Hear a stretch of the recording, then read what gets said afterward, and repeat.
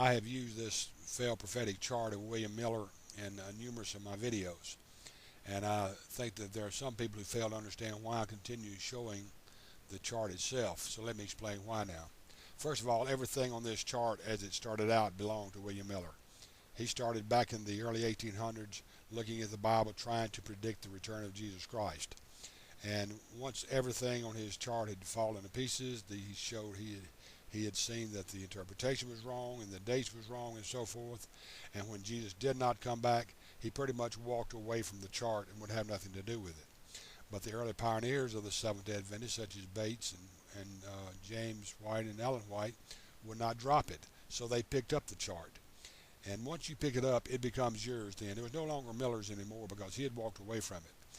And remember what Ellen White said about the chart, that everything on the chart was right, except for the date. What was the date? Jesus wasn't going to come back in 1843. She was then saying he's going to come back in 1844.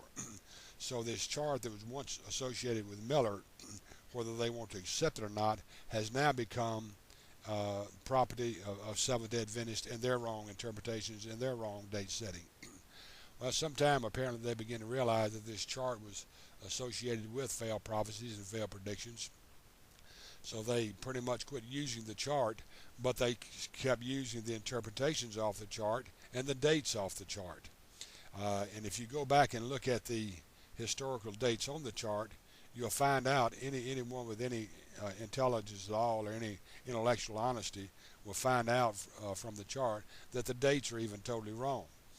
In fact, what they would do on many occasions, if they had to fit the 1260 years of Daniel into something like 538 AD, they would just fit the years in there and then come up with the event that happened during that year as though that was the fulfillment of prophecy. In that particular case, when they used the kingdom that fell in 538, it didn't actually fall into about 545. But that didn't matter because 545 didn't fit their agenda. You just back it up until it does fit your agenda. And that's all it was just fitting dates of history and totally changing history to fit a failed prophetic chart. So anyway, the Seventh-day Adventists continue using the dates minus the chart and using a lot of the interpretations, just changing one or two of them.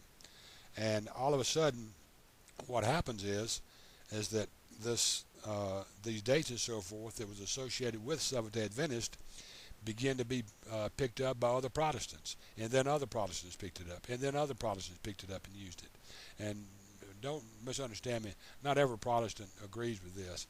There are some intelligent Protestants who can look at the dates here and go back and check the historical records and realize that the dates used on this chart are absolutely wrong, or the events that even happen on the dates are absolutely wrong. So not all Protestants buy into this historical inaccuracies. But anyway, what happens is that since now many Protestants are using it, it is a chart that was one time William Miller's, put into the hands of the Seventh-day Adventist pioneers. The chart dropped and the dates picks up.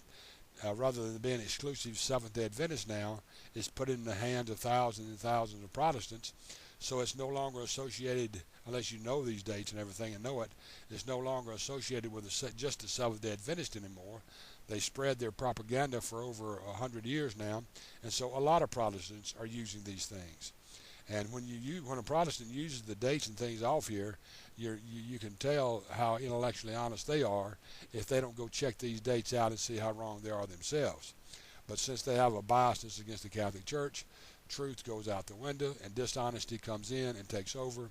And so what you have is pretty much thousands of dishonest Protestants who do not have the intellectual honesty to go back and check the dates on the chart.